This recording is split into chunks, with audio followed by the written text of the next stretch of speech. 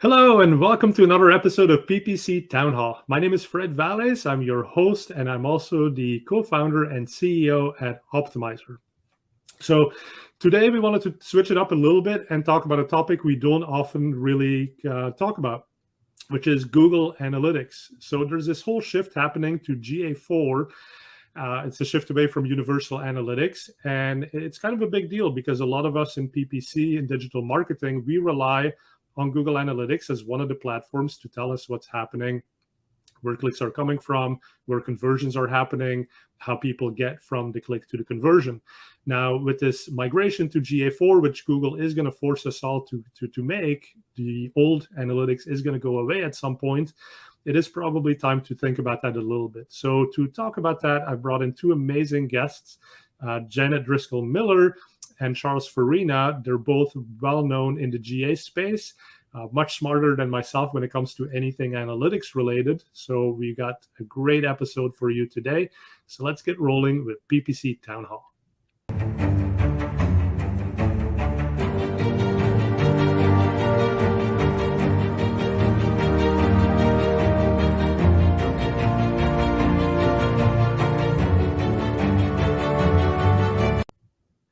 All right, and welcome to my guests, Charles and Janet.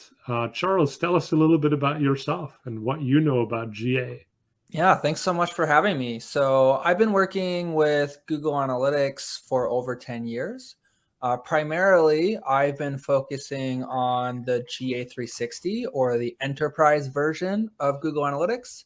And I've worked with agencies like AdSwerve, helping many of Google's largest customers use Google Analytics kind of throughout their entire ecosystem.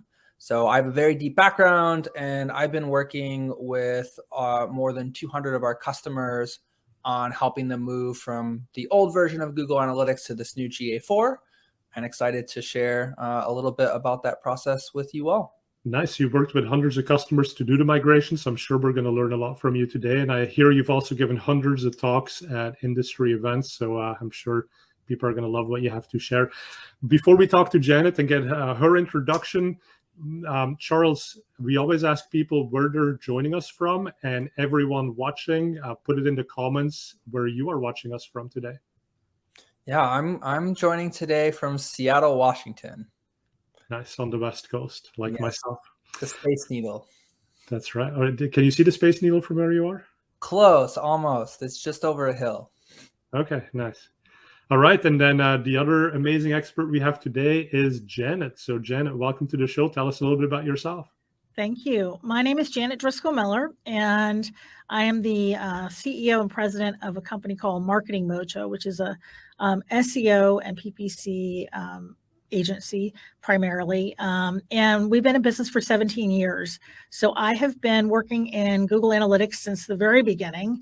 And I will say that this is probably the most challenging migration I've ever seen.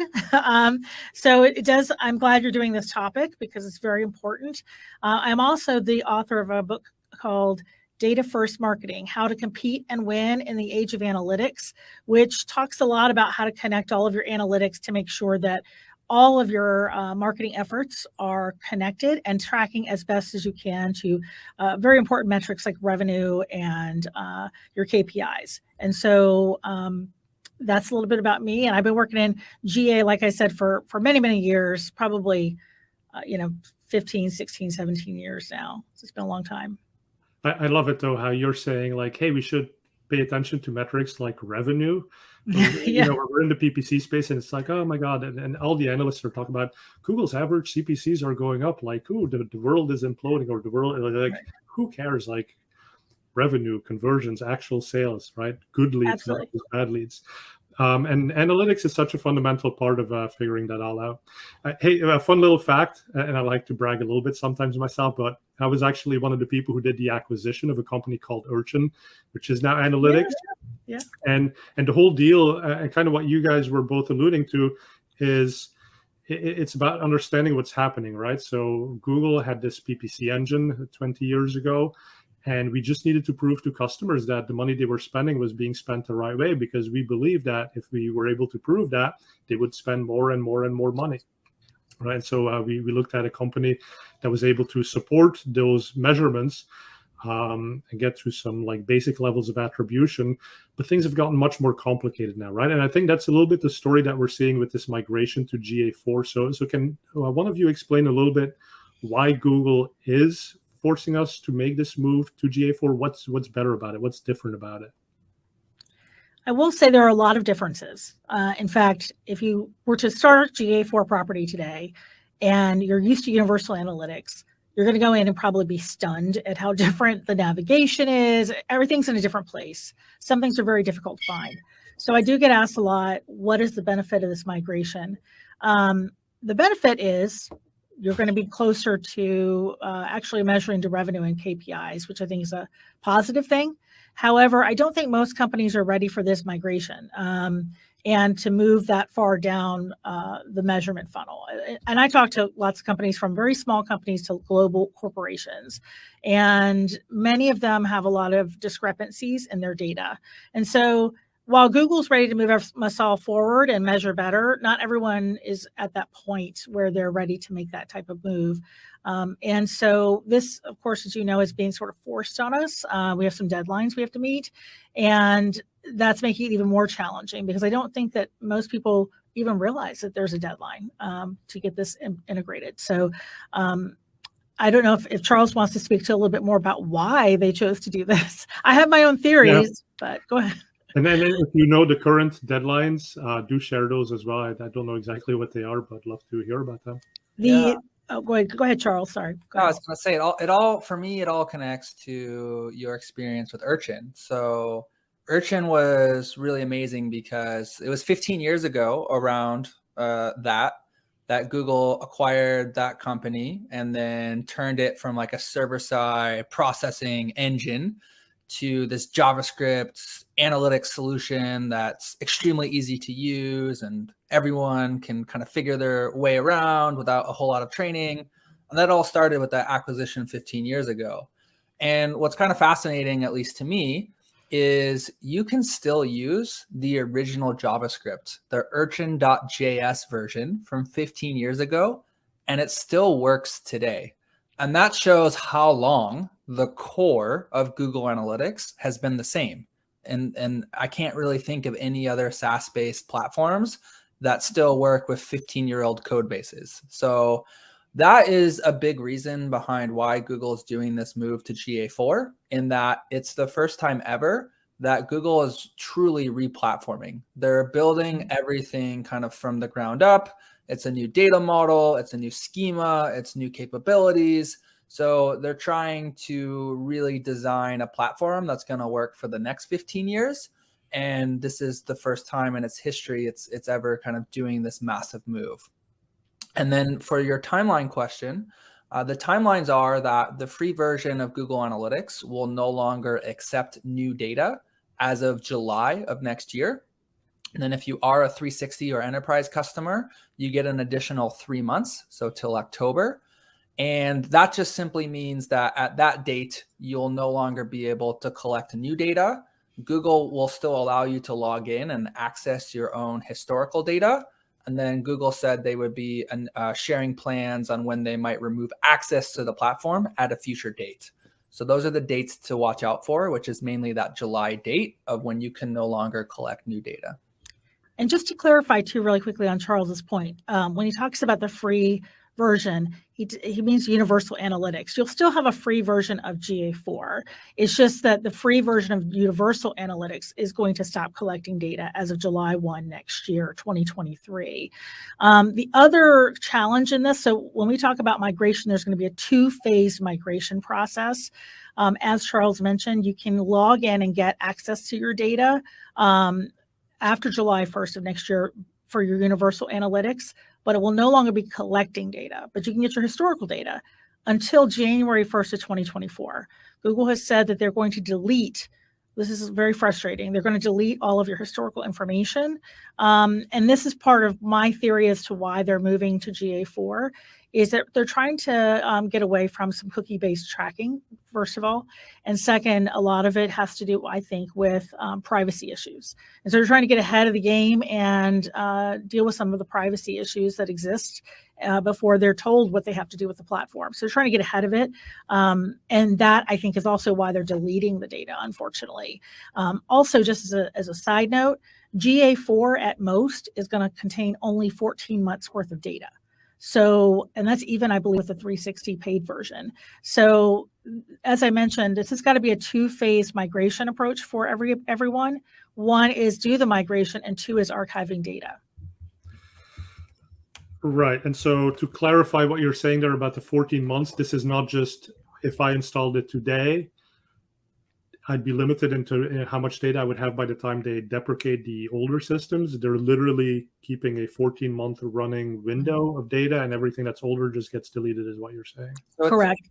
It's a bit more complicated. So in Google Analytics 4, there's two kind of key separate areas of the product. There's the standard reports, and then there's a separate area called explorations, where you can basically do ad hoc or advanced analytics. It's kind of a little bit similar to Data Studio and kind of that free form custom nature. So that's the important part. There's two areas. There's standard reports, and then there's explorations where you do all of your analysis. There is a data retention setting that in the free version, the maximum amount is 14 months. But it's important to note that the data retention setting only affects the exploration reports where you do that advanced analysis. The standard reports where you get like a simple pages report, or you can see your top events or your top traffic sources, the data retention setting won't affect or impact the standard reports. So those will collect forever because they're not, again, connected to that. So it's definitely a lot more confusing than the universal version, at least for me. But it kind of gives you a flavor of how that retention setting works. That makes sense. And then, so with all of this, obviously, step number one is start getting the new data into the new platform, because the old one's going to go away, right? So we want to have as much data in there as possible for when we actually have to use it. Do you have any tips as far as what that migration looks like? Yes. And in fact, if listeners have not started that GA4 migration or started that property, they should do so immediately. That would be step one, because like all things Google Analytics, it only starts tracking from that day forward. It's not going to look back, to have a look back window. So you need to go ahead and make sure you at least have the property up and running, and then you can tweak it with all of the pieces you need, like your conversions and your events and so forth. But you've got to get that thing up and running, because the challenge is if you use year over year data. We're doing this recording and we're, and talking today in it's really essentially the fall, right? And next year, July 1, we've already passed July 1 of this year.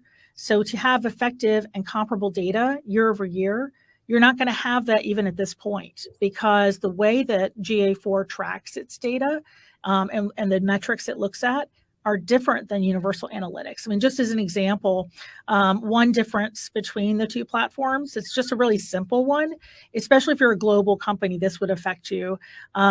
In current universal analytics, if a user is on having a session and it turns to be midnight at whatever time zone you've set your analytics to, if they are still on your site at when it turns to 12:01 or 12 o'clock a.m. the next day, they are considered to have a new session. So they basically would have two sessions. Whereas in GA4, it's a continuous session. It does not start a new session at midnight. So in other words, your sessions that you're counting currently in UA are not going to match up with what you have in GA4 by default, just the way it's counted. And so trying to compare universal analytics data to GA4 data is going to be very difficult. It's not going to really be accurate. And so as soon as you can get your GA4 up and operating, the sooner you're going to have accurate year-over-year data to rely on. Yeah, that's really fascinating how that actually was broken in the past. I didn't realize that. I know. But so as far as you're saying, it's going to be really hard to compare the old data to the new data. But that said, you still recommend saving the old data. And so talk a little bit about the exporting, or is there any way to get that historical data out of universal analytics before it all gets deleted at some future point? There is, and we highly recommend that everyone obviously archive what they have. So Google has a couple of different recommendations. I mean, the top one, though, I would say, I know a lot of folks just go into the interface and download CSVs. That is cumbersome and time consuming. Don't do that. Instead, you can use the Google API. If you're not a savvy programmer, don't know how to use the API, don't have access to a web developer, no problem. There's a great plugin for Google Sheets called Google Analytics. I think it's called Google Analytics for Sheets. And you can very easily access the API through that Google Sheets plugin and extension and create all sorts of great reports and pull that down in whatever dimensions you want. So for instance, think about the cadence in which you do your reporting and how often you access information. Like I, for instance, like many people, access it monthly. So if I'm going to be looking at month over month data, I might want to pull down all of, let's say, my source medium reports on a month over month basis for the past several years. And I do recommend that people do pull down as much as they can, maybe 3 to 5 years of data minimum, simply because with COVID, I know with a lot of my clients, it just really threw off what normalcy looked like in analytics. Yeah, we because year over year, but that no longer makes sense right now. We have to be like, exactly. Non-COVID year or now versus a COVID year, I know. Yeah. And now we're kind of getting back to somewhat normalcy, but what did normal look like? And so for many clients, we've been going back 2 or 3 years to do that comparison to really look at what normal used to look like. So I definitely would say, think about the ranges you need and the cadence at which you want to pull reports and what type of reports you access regularly. But it's a really great tool. That's the way I recommend doing it. Just use the Google Sheets extension because it's really simple. Anyone can use it, and you don't need web development help to make it happen. Yeah. And Charles, I'd love to hear your advice on that as well. But I think one point I'm taking from you, Janet, is you can either access all the raw data, but the problem with raw data is you often then don't do anything with it because it's so hard to process. Mm-hmm. So your advice is more like, hey, think about what you've been doing historically, make that still accessible, and forget about all of these other nuances that you may be giving up. Because if you haven't thought about them for the last 2 years, chances are you won't think of them next year either, right? It's a big job. I mean, you really need to prioritize your time with this. And so I would just prioritize it where I spend my time. Like, for instance, if I'm an international company and I need to do country data, I would focus on that. So really put some serious thought into the strategy about how you want to download that data. But the problem will be, of course, once it's gone, it's gone. So you've got to really be thoughtful about what you need access to so you can pull down the raw data. And then you can do whatever you want with it in Google Sheets or Data Studio, but you've at least got the raw data. Yeah. And I would just add, I like the prioritizing your time. And the way I think about it is I could make a strong case that for many of you, you might not want to spend any time downloading your historical data, because I feel like for most of us, it's kind of rare that we ever need data that's over that year-over-year time period. So sure, there are certain situations where it might be helpful for historical trends, but the vast majority of your analysis needs to be on that kind of most recent 13-month time period. And because of that, if you don't have a GA4 implementation already in place, it is substantially more important and beneficial for you to be spending time on getting your implementation finished and correct than it is worrying about how you're going to get your data that you captured from 5 years ago that you never used before you realized that you were going to lose access to it. So maybe a little bit of a differing kind of recommendation, at least from that perspective. But for a lot of you, I don't think actually losing your historical data that's going to be, 2 to 3 years out is really going to impact you that much. And it's going to be much better for your time to just focus on this new kind of integration and making sure that's dialed in. I would just add on that real quickly that, as I mentioned, it's a two-phased approach. Absolutely get the GA4 up and running correctly first. You have more time to do the archiving. You have until January 1, if you're in the free version, January 1 of 2024 to get your UA data downloaded. So you have more time. So definitely what Charles is saying, prioritize the GA4 implementation itself first, then go back and think about archiving. So make sure you prioritize your time appropriately, because you've got to get that data collecting as quickly as possible, as correctly as possible, as soon as you can. And that makes a lot of sense to me. I mean, so we have almost a year and a half becoming deleted or inaccessible. Mm-hmm. But get onto GA4 now. Let's see what it can do for us. Maybe it raises some new questions. So we want these insights historically. So now we might say, hey, that's actually something we do want to archive and have access to going forwards. And so let's shift from this then a little bit into what are some of these cool things that GA4 is doing better, right? So it's fixing some things around what's considered a session. But from a PPC advertiser's perspective, and thinking about revenue and thinking about attribution. 2 weeks ago, we had an episode, and Qasim Aslam, he was saying that basically the next, he said, $1 trillion opportunity is the company that figures out how to do attribution better. And I know data-driven attribution is one of the elements that's really prioritized in GA4. But let's talk just broadly. What? And let's start with you, Charles. GA4, like, why is it exciting for a PPC advertiser? Yeah, so I'm going to actually show you an example in the platform. So as we kind of talked about earlier, Google Analytics is about 15 years old, and some of the ways it works hasn't changed in 15 years. And an example of that is conversion tracking.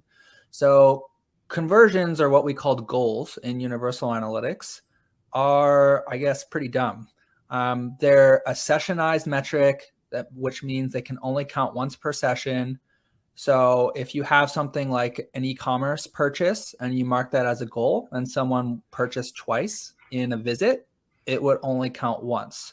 In addition, you only got 20 of them. So if you implemented Google Analytics 15 years ago, you probably long ago ran out of conversion slots because Google doesn't give you more. You can't delete them. They're not flexible.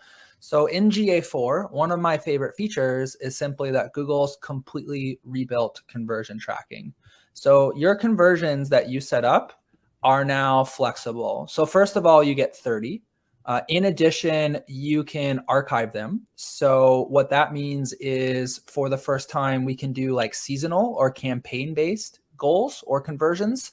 So if you have like a back to school campaign and you have a unique kind of form or action based on that, you can set that as a conversion temporarily. And then when the campaign's over, you can archive it and the data all still stays there, and it frees up a new conversion window. And then I would say the other biggest part, which is really my favorite part, is that we can create conversions that were never possible before in the old version of Google Analytics. So these conversions were, again, pretty basic or dumb. Like, you could only set them up off of a page or a particular event. You couldn't combine different conditions together. So to show you a quick example, I have a conversion here. And if we look at what this conversion is based off of, it's based off of an audience. So I have an audience in Google Analytics, and this particular audience is looking at anyone who viewed my blog, and within 10 minutes, they got to my contact page.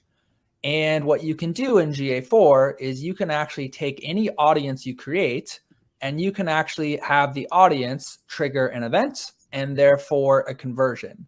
So what that means is we have audience-based conversions. So if you're an e-commerce customer, you can create conversions for someone who purchased more than $50 a product, or her purchased more than 2 products. Or if you're a B2B type company, you can create conversions for someone that viewed your blog and then your contact form, or viewed a video and downloaded a white paper, or spent more than 5 minutes from the US. You can combine all these different conditions to create these advanced conversion logic, which then, if you connect Google Ads, can then be hooked up to do all sorts of kind of advanced bidding or audience-based augmentation. So that's one of my favorite examples of where there's a huge improvement with GA4. So that's really cool. But let me maybe play devil's advocate here for a moment. So the example that you showed, someone comes to the blog or is in that audience, and then within 10 minutes goes to the Contact Us page. Like in Universal Analytics, I probably would have set up a conversion that said someone who used the contact page. And then I think I could have segmented that to see who came in through the blog. So there's 2 things you couldn't do with Universal. First is this concept of time. So time in Universal Analytics is a horrible metric because Universal can only measure time really between pages. It can't measure time between interactions. So if you wanted to ask me a question, how long did it take someone to start filling out a form and finish filling out the form? There's no good way to do that in Universal because it can only measure the time between pages. Where in GA4, as was mentioned earlier, we have this new event-based kind of model. So we can measure time between any two events or any two interactions. So this concept of time is not something you can replicate in Universal. And then the other part is, sure, you could go out and do an audience and segment it, right? And you could do analysis on the conversion itself. But the key here is that you're inserting audience conditions in the conversion. So let's say you're a company that only operates in the US and you want a qualified set of conversions. So you really only want conversions that are happening in the US region. You can't really scope that in the conversion itself in Universal, where in GA4, because you're doing it at an audience layer, you can actually have it define the conversion itself, which then is automatically imported into Google Ads. So it just makes it more seamless, where in your devil's advocate example, it was kind of a workaround or you had to go off and do 6 different things after. Here, you're just defining it at the core of the conversion itself. Right. And I think what's important, or what I'm taking away as like the insight, is it's the fact that you're now sharing this back to Google Ads. And now Google Ads can find you potentially more of those types of users who will have similar behaviors of quickly converting from reading the blog to being interested in getting a contact form. Whereas what I was describing was I could still figure out who those people might have been that get to that conversion. But once I knew, what do I do with that, right? Exactly. Cool. The other thing I'll just add on to what Charles said, when you can make things into a conversion, it helps you do a lot more optimization, both with your ads, but also with things like landing pages. For instance, with Google Optmyzr, you can now optimize to the conversion like Charles is mentioning, and a very specific audience combined with time and so all sorts of things. So you can do a lot more when it's a conversion versus just an event. And so that's one of the real benefits of this, because as Charles mentioned, in Universal Analytics, we had a lot of things like, and really the one I see most prevalent when I look at analytics implementations are destination goals in Universal Analytics. Those are gone away completely. There are no destination goals anymore. You have to do it as an event. And so it really does force you to think about it a little bit differently, but in the long run, it's going to be such a beneficial move to being able to do things just like what Charles was mentioning, because you can use it in multiple ways. And as you mentioned, Fred, with the Google AI in AdWords, it's going to be able to optimize to the specific audiences a lot better using that information that you have set up in analytics. Yeah. So really cool example there. Makes sense how you integrate it with Google Ads. From a tactical perspective, once you set up your GA4 profile, is it automatically connected to your Google Ads account? What do people have to do to start importing these conversions and feed it into the machine? Once you set up your GA4 and you have it set to the way that you'd like, you can connect your Google Ads to multiple analytics accounts. And so you can go ahead and connect your GA4 whenever you're ready. One of the things, and import not just conversions, but also audiences. Any audiences that you created in Universal Analytics will not survive this migration. So you're going to have to recreate those in GA4 if you have audiences in your analytics that you're importing. But that also being said, think about when you want to make the official switch. I call it the single source of truth. When is GA4 going to become your single source of truth? It can be before July 1 of next year, or it can start on July 1 of next year. But at some point, you're going to need to decide as an organization when you're going to rely on GA4 data. And I would also recommend that folks go ahead and build this GA4 property now and get their audiences collecting data. So depending on how specific their audiences are, it may take some time to accumulate an audience that's large enough to be able to run ads for. Because remember, if UA is going to stop collecting data as of July 1 of next year, eventually those audiences are going to die off and not be able to be used because there's an expiration period. So think about that. You will have to reconnect through product links. You'll have to reconnect your GA4 to Google Ads. And you can do that at any time. You don't have to import the conversions and the audiences yet, but you may want to go ahead and at least set up the product link and then decide on what date you want to go ahead and change out which ones are conversions. And I would annotate that in Google Ads, because annotations is going away in GA4. There are no annotations, which stinks. So make sure that you annotate it in Google Ads when you did that change, so you know that your conversion types and so forth changed over. Okay, Google team, feature request, bring annotations back. You got to know. It's so simple. I don't understand why they got rid of it. So one of the really nice things, if you're kind of a more advanced, PPC user and you're over in Google Ads having fun with audiences, is that experience wasn't very fun with Universal, because the way it worked is every time you wanted to use an audience from Google Analytics and use it in Google Ads, you had to go in and manually share it. And if you were working with a lot of different audiences, you would always have to do it one at a time. So it's just a very manual process that isn't automated and doesn't really scale. So one nice thing in GA4 is, as was mentioned, you can connect it at any time, but automatically it will share all of the audiences in the account over to Google Ads. And that for me is a huge advantage, because if you're kind of a larger user who has multiple users who is using GA4, that means all of that work that you're doing together can be shared. And again, it's automated. And then over in Google Ads, one thing that I really love is that it's very easy to work with multiple audiences. So you have your lookalikes, you can build combined audiences, you can work with those audiences with traditional remarketing tags. So it just ends up being super flexible by just porting all the audiences and then letting you manage the final audience over in Google Ads with any sort of combination or configuration in between. So it should improve kind of that workflow, I think, pretty significantly. It's more fun to use. That's always good. Sure. Hey, let's get really specific here. So what is a tactic that you love when it comes to audiences?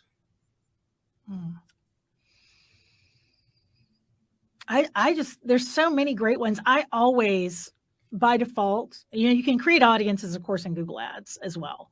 I and my firm, we, as a best practice, always create them in analytics, because there's so much more information in analytics that you can work from. And so I don't have a favorite in particular. I just really would prefer using that platform as opposed to Google Ads to create the audiences, because you have a lot more flexibility. And to what Charles was mentioning with the conversion possibilities, there's just so many ways you can combine things now that you just can't always do in Google Ads. And Google Ads has its limitations. Like, for instance, I could say I can create an audience in Google Analytics from people who came from LinkedIn, and so forth, and say if they came from this source, but now show them this. I mean, there's so much richness to the audience building already in Google Analytics, but I think it's going to get even better. Right, and all of these things become signals then to the machine learning system and the bidding mechanism. And actually, and then Charles, I'm going to go to you next, but based on the time example that you gave, like one problem that we're seeing right now is people take longer to convert in the current economic environment.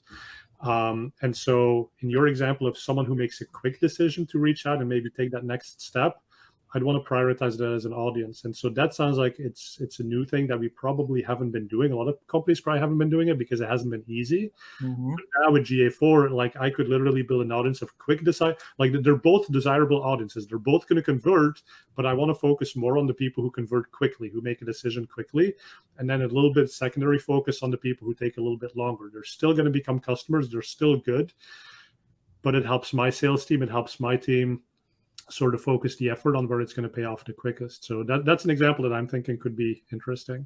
No, it's huge. And the prioritization, I guess, would be my feature that I'll talk about. So I mentioned earlier that in GA4, there's these two areas. So I'm going to show my screen again. So we have the standard reports, and then we have this explore module.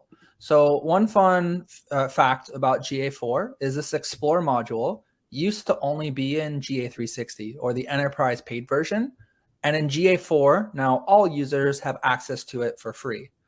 And one reason this is important is because when we're talking about audiences and we're talking about remarketing, Your audience is only going to be as effective as the size of the audience and how many users you can reach, and obviously the budget and how it performs. But one of the biggest challenges to start off with audience or remarketing strategies around audiences is audience sizes, right? So if you talk about building an audience of users that come from LinkedIn, if your particular property that's only 4 users per month, there's probably going to be some challenges on doing anything with that audience. And we have to talk about match rates and all these other things with Google Ads.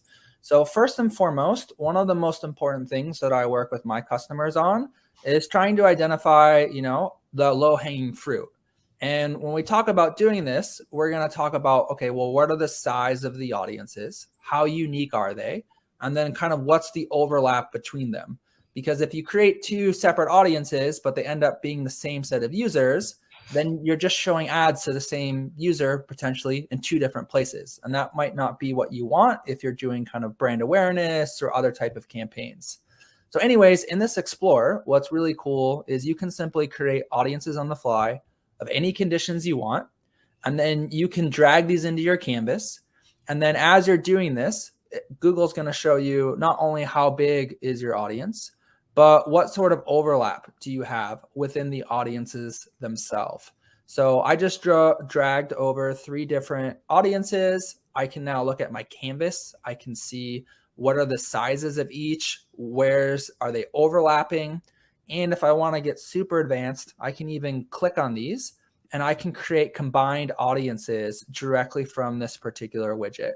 So this is another huge part of GA4. So kind of related to your audience is it's going to allow you to do a lot of kind of that exploration to figure out what are audiences that might even be worth trying, or when are you getting too granular and it's going to end up being kind of too small of an audience to really do anything with.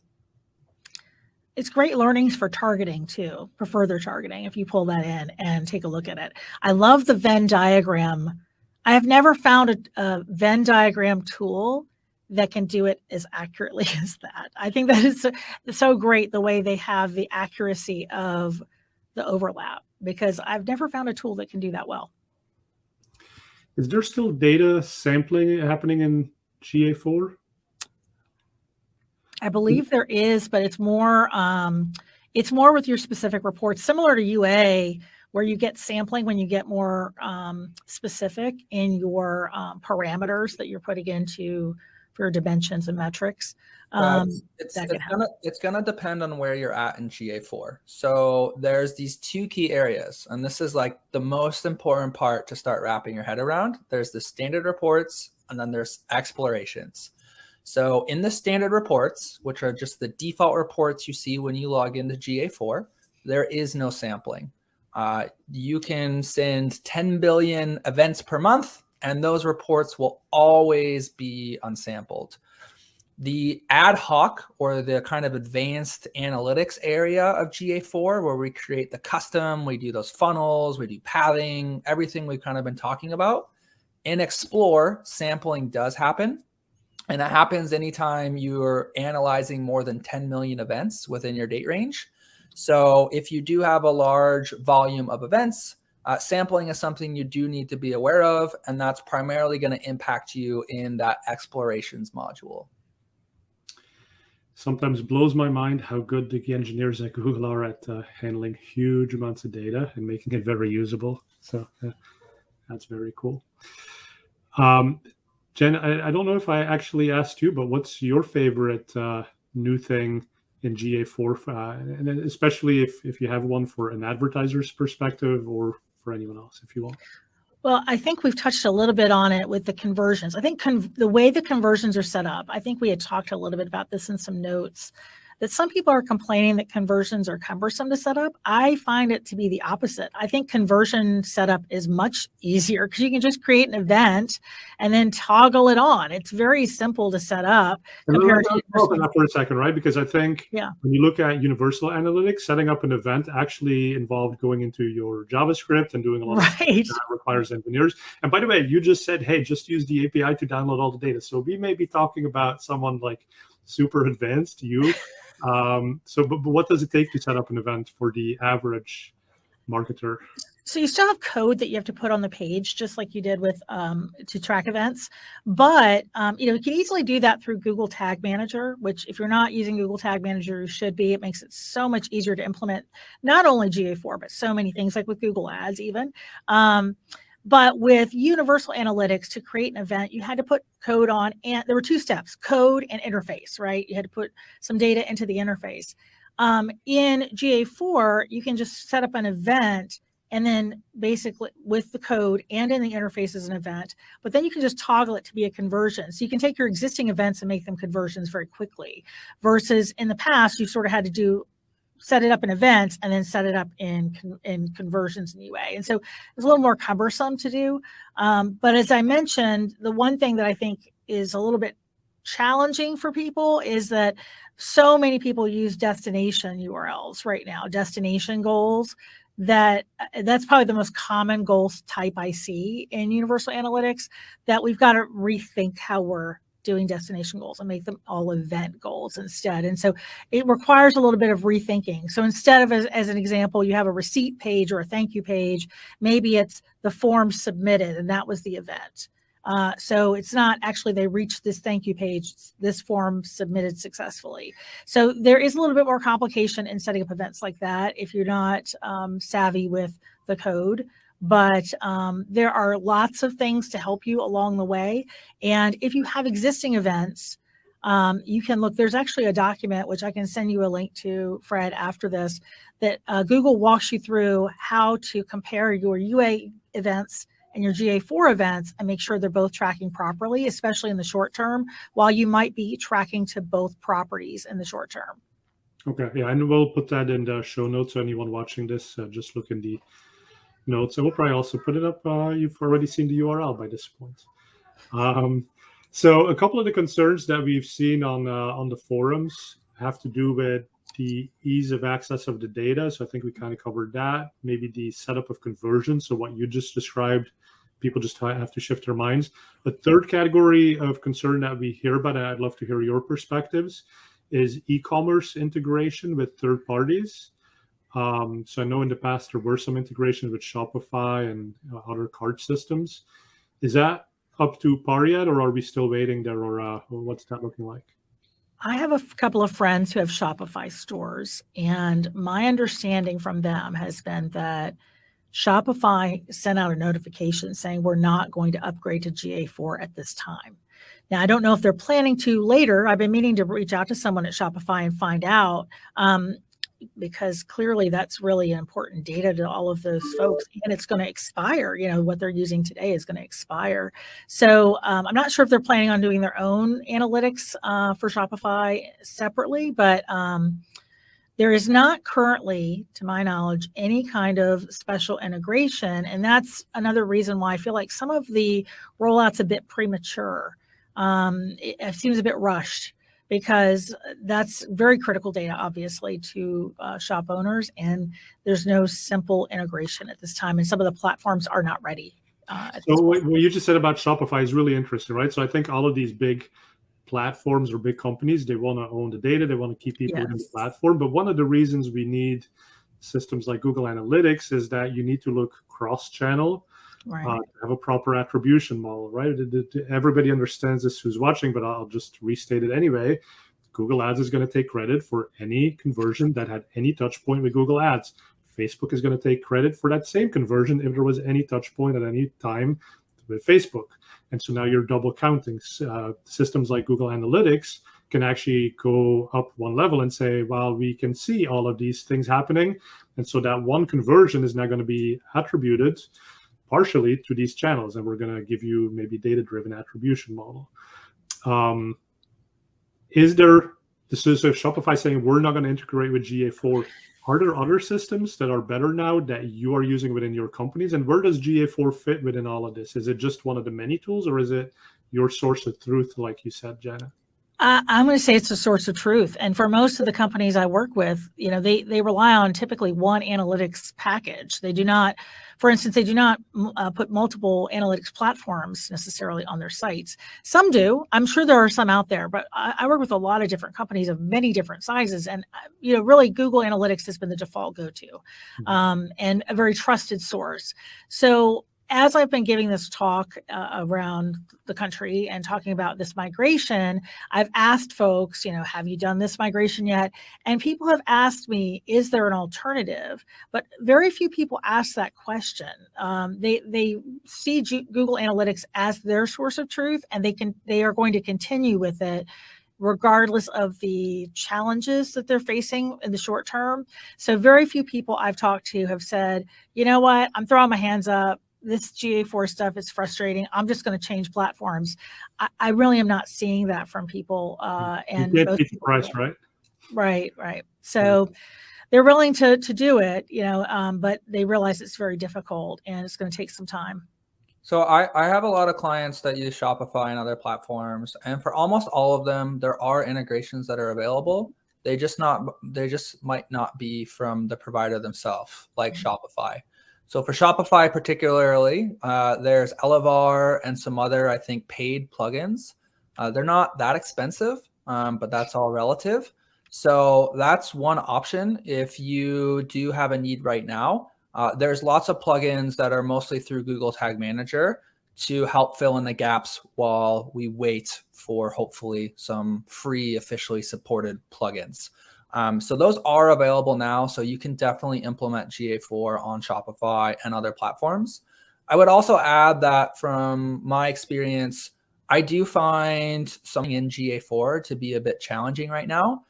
There's some missing functionality, like we don't have product scoped custom dimensions. There's not standard e-commerce funnels. And just some of the out-of-the-box reporting can be a little bit challenging to work with. So my hope is that kind of in the next 12 months that the Google team themselves is going to be hopefully making GA4 a lot easier to use. And I think that's not just an e-commerce challenge. It's a challenge for a lot of kind of new users to the platform. But again, my hope is that we start to see a lot of updates for kind of the default experience and some of the features and functionality that we expect to have when we kind of use that platform. So there are options there for e-commerce for sure. Can I add one more thing too about attribution before we go? I want to let everybody know that the channel groupings that you see in default reports right now, organic traffic counts everything that comes from a Google domain except for ads. So if you have a link from Google Docs, it counts as organic traffic in GA4. It does not in UA. So you need to take a deeper look at some. I wouldn't rely on the default channel groupings when you look at these default reports that they have. They have not cleaned up the data and attributed it as correctly as they should have, I think, to the default channel groupings. So use source medium as your source of truth and look there and do some comparisons, because depending on what industry you're in, that can really have an impact on you. Hey, lots of great information. I feel like we could certainly continue talking many, many hours, which is what both of you do. You've written a book, you give these sessions around the country. So there's a lot of stuff here to learn. A lot of stuff is still evolving. So let's tell people how they can follow you, how they can learn more about what you do. So Charles, why don't we start with you? Yeah, so right now I'm pretty much on Twitter talking about GA4 every day. So that's the best place to find me, or LinkedIn. My favorite kind of community, if anyone's looking for help or advice, is Measure Slack. There's a free Slack community where a lot of us are talking about GA4. So I'm also very active there. Great. Thank you for being on the show today. And Janet, tell people again about the book. And I think you also have a checklist you wanted to share, right? Yes. So the book, again, is Data First Marketing, How to Compete and Win in the Age of Analytics. Talks a lot about attribution and measuring all of your information from the start of a campaign to the end and throughout. And that's available on Amazon. I do have a checklist I developed because I found a lot of people were having these challenges. It's, again, two-phased approach. You can download the checklist for free at bit.ly/2022-PPC. What was We got the PPC? URL on the screen. We got the URL on the screen. So just Okay, I'll do. Okay, yeah, at the URL on the screen. that's So where you'll find it. I was like Town Hall. That's what it was. I was like, I lost it for a second. Oh, PPC yeah, Town Hall. 2022-PPC Town Hall. That's it, and it's a bit.ly, and you can download it for free. And do it as soon as possible. Get that property set up as soon as possible. Yes, and download that checklist because I'm sure Janet will be dropping a cookie, and you'll become part of that audience, right? And then I'll be following you and giving you advice on GA4, whether you want it or not. Exactly. And we need the advice on GA4. So, take advantage of these free resources from some really smart people. So thanks, everyone, for watching. If you've enjoyed this episode, be sure to subscribe. You can also find us on all of the major podcast platforms, and we'll be back with a new episode in 2 weeks. See you for the next one.